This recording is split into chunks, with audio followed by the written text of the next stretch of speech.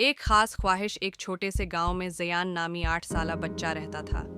इसे रात के वक्त आसमान में झलमलाते सितारे देखना बहुत पसंद था। हर रात वो अपनी खिड़की के पास बैठकर सितारों से अपनी ख्वाहिशें कहता। एक रात अचानक एक छोटा सा सितारा आसमान से गिरता दिखाई दिया। ज़यान हैरत से दौड़कर बाग में गया और वहां चमकता हुआ सितारा पाया जो थोड़ा उदास लग रहा था। छोटे सितारे, तुम ठीक हो? ज़यान ने नरमी से पूछा। सितारे ने आहिस्ता से जवाब दिया, मैं अपने दोस्तों के साथ खेल रहा था और रास्ता भटक गया। अब मैं आसमान में वापस नहीं जा सकता।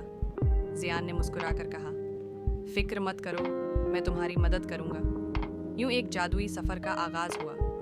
सफ़र का आगाज़ ज़यान ने सितारे को एक शीशे की बोतल में रखा और सफ़र पर निकल पड़ा। रास्ते में उसे एक अक्लमंद अल्लू मिला। मिस्टर अल्लू, क्या आप जानते हैं कि मैं उस सितारे को आसमान में वापस कैसे भेज सकता हूँ? अल्लू ने सिर हिलाया। सितारे आसमान में रहते हैं और उन्हें चांद ही वापस ले जा सकता है। तुम्हें सबसे ऊंचे पहाड़ तक जाना होगा। ज़यान और सितारा नदियों को अबूर करते हुए और पहाड़ियों पर चढ़ते हुए आगे बढ़ने लगे। तूफान की आजमाइश चलते चलते वो एक अंधेरे जंगल में पहुंच गए। अचानक बादल छा गए और बारिश शुरू हो गई। तेज हवाएं चलने लगी। छोटा सितारा मद्धम होने लगा। हमें कहीं पनाह लेनी होगी, ज़यान ने कहा। वो एक गार में जाकर छिप गए। ज़यान ने सितारे को गर्म हाथों में थामे रखा। तुम्हारा शुक्रिया ज़यान, सितारे ने नरमी से कहा।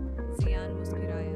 दोस्त हमेशा एक दूसरे की मदद करते हैं। चांद तक पहुंचना आखिरकार वो सबसे ऊंचे पहाड़ पर पहुंच गए। चांद आसमान में रोशन था। आए चांद, क्या तुम मेरे दोस्त को घर वापस ले जा सकते हो? ज़यान ने कहा। चांद मुस्कुरा दिया।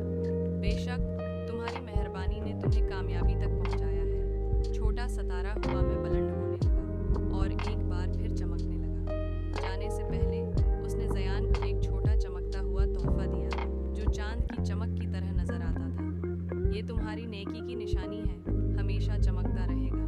ज़यान ने हाथ हिलाकर अलविदा कहा। इस रात जब उसने आसमान की तरफ देखा तो उसका दोस्त सितारा सबसे ज्यादा चमक रहा था। ज़यान ने खुश होकर